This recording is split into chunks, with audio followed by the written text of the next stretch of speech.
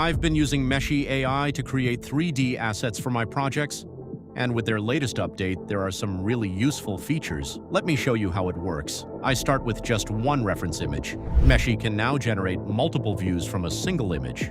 So instead of finding separate reference images for every angle, I can generate multiple views from just one image and get a much better understanding of the complete asset. Meshy also includes smart topology, which can generate a 3D model in as little as 2 seconds. For this project, though, I'm using the standard option because I want to show you the final result with this workflow. Now, from my reference, I can create all the individual assets I need. First, the car. Then the girl character, the roof rack on top of the car, and even the smaller props, the guitar, luggage, surfing board, and balls. Another really useful update is 8K texture generation across multiple sides.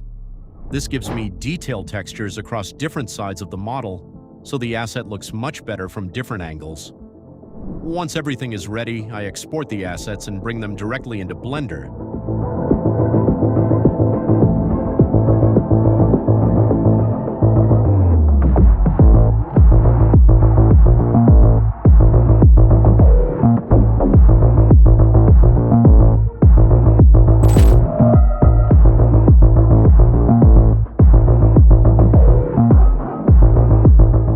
Then I place the car, girl, roof rack, guitar, luggage, surfing board, and balls into my scene, set up the environment and lighting.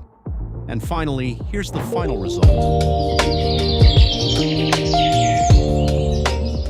If you want to try these Meshy features yourself, check out the link in the description. New users can get 50% off through my link.